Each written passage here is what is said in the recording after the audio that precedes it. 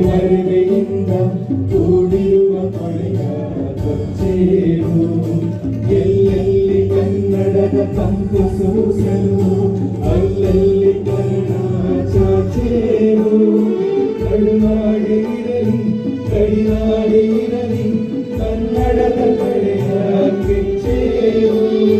ಕಡುನಾಡಿರಲಿ